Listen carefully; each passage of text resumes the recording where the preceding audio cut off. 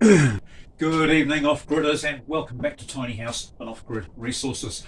You might remember in a video about 2 weeks ago, I was fixing a hedge trimmer. I had to make a new recoil spring because the parts weren't available. Nothing else wrong with it. The whole job went rather well. Now, on the back of the bench, while I was doing that, this little gem of a chainsaw was there. Now, it's on a Zito sold by a cheap chain store here in New Zealand, and probably the cheapest chainsaw on the market.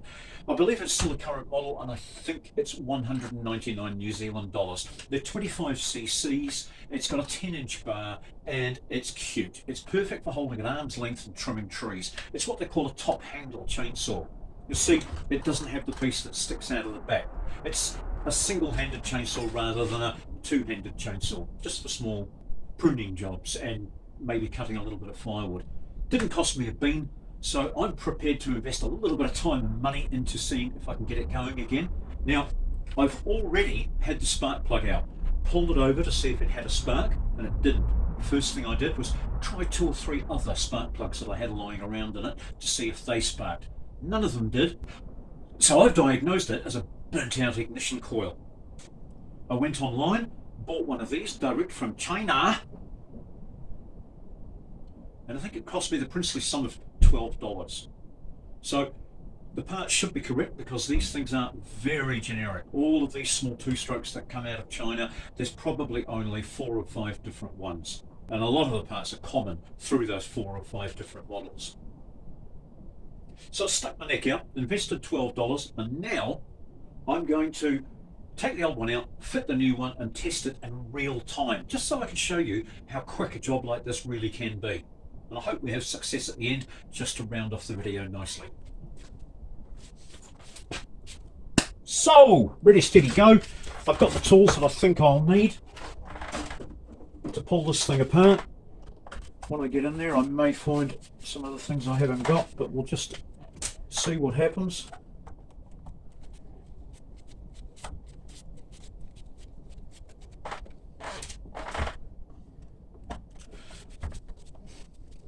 Now, the important parts of these little chainsaws are all made in a couple of different factories in China, and the quality on the whole is pretty much the same, whatever brand of Chinese manufactured two-stroke that you get. It's only the plastics and the handles and the air filters and little things like that that are actually any different. So if you're going to buy something that's Chinese and you have a good look at how it's built on the outside, I think you can be fairly confident of buying something that's going to go the mile internally. What lets them down is the fact that a lot of it's made out of plastic, and the plastic quality isn't always the best, and they do have a habit of threading things into the plastic. So things that are under stress, you may end up breaking. Things like handles and switches.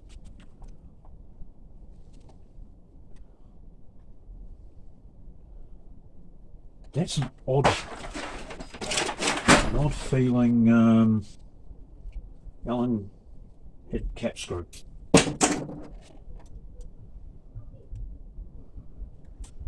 And yet that one doesn't fit. That's because, my friends, it's not a hex. This is a star drive. I will have to go and get my star drive things.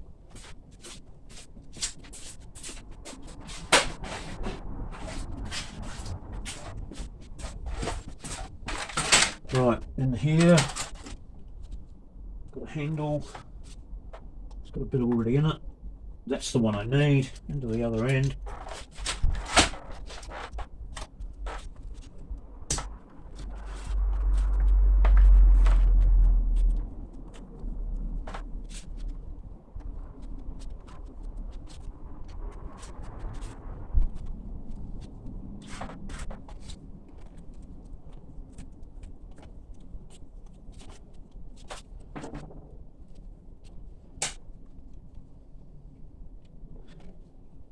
Being a little bit careful with what happens to the screws and things, because I don't want to slow this process down by dropping anything down inside.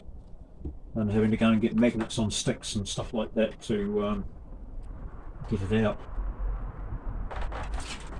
So there we go, we'll just lay that down, compare it with the one I've purchased. It's absolutely identical, which is really good. Now there are some little spaces under here that I'm going to have to take out somehow. I'm not quite sure how they're retained.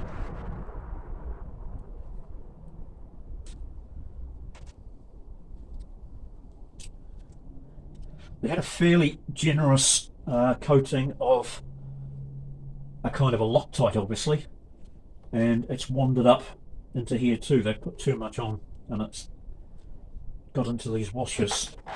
So it's just going to slow down the job just a little while I dig this out.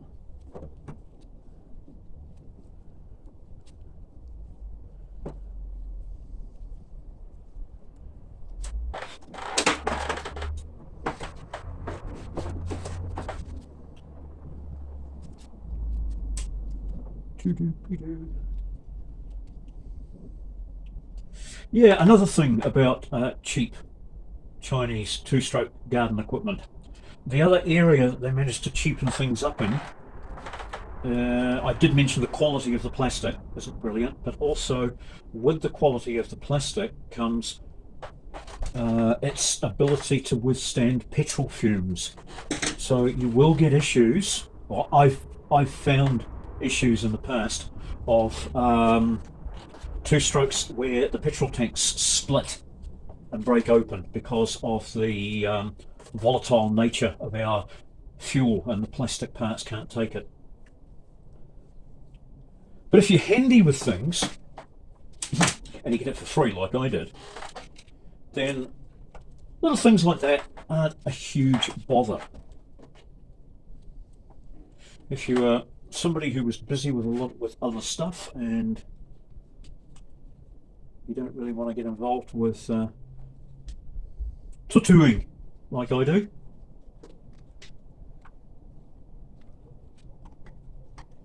you'll probably steer clear of these things.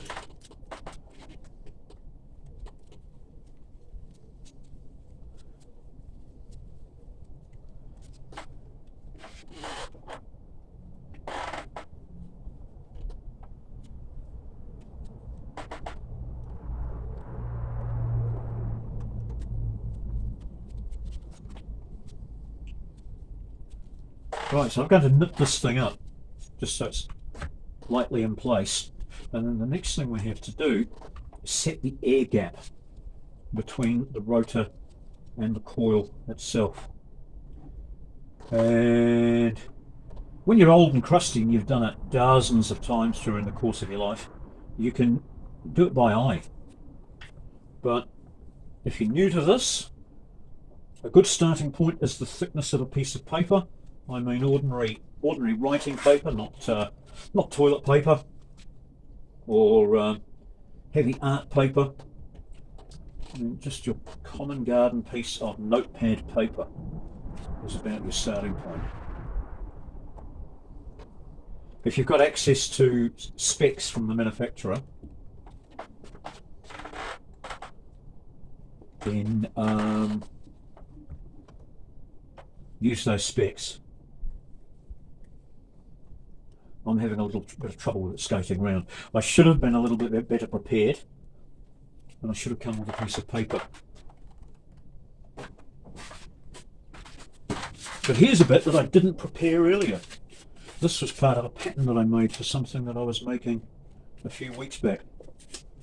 So I'm just going to cut a strip of that.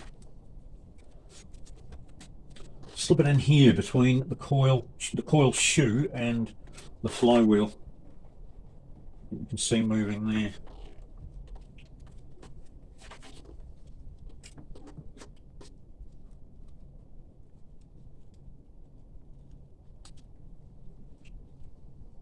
Yeah. Now the magnet in the flywheel will pull this down and make it sit squarely. What we're going to do now is just carefully nip down these two screws alternately.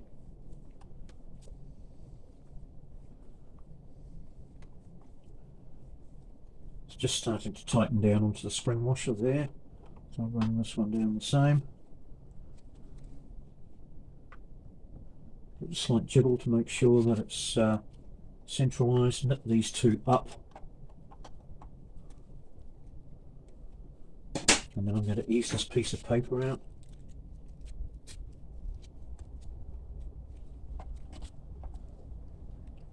And that should give me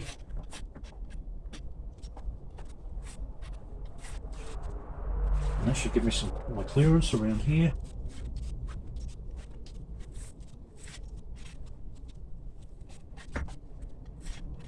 That all feels good. So what I'm going to do now is just move these along. That's been put in the wrong place because this is this heat shield, sorry, goes on here so that it doesn't get cooked by the cylinder head. This comes through the little cutout with a curved piece at the bottom. We don't need the earth wire that's supplied with the kit. That's obviously for different models, different applications, because as I say, this coil will get used on a whole heap of different models and sizes of two-stroke chainsaw, weed eater, things like that. Now I gave it a new spark plug. I'm not sure if I tightened it. No, I'll just nip that up.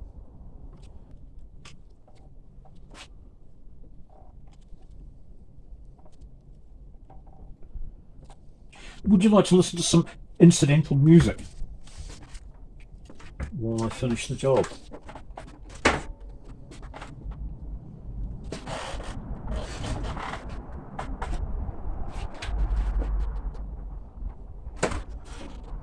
I'm going to tighten this up just in case it's in the right place.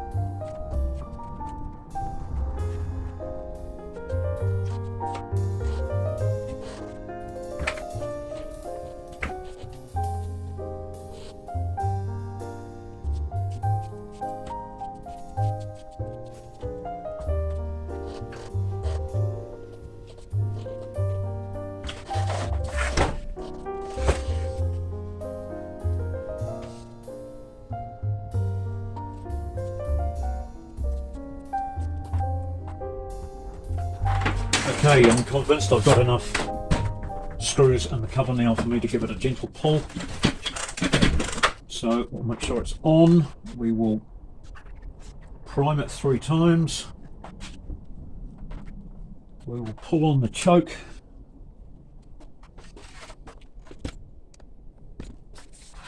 See if it starts.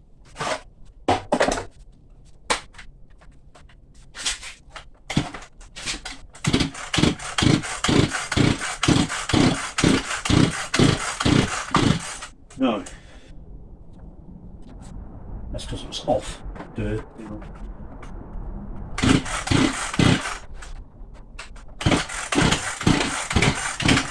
Yes, it's firing.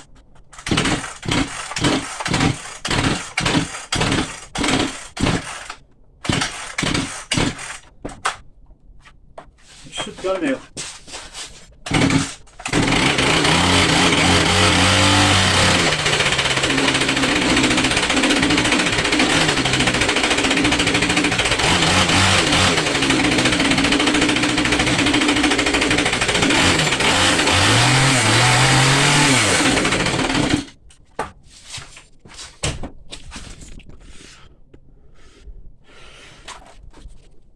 Right, I'm going to give it a tune, but that was the problem. Fixed for $12 and however long that took.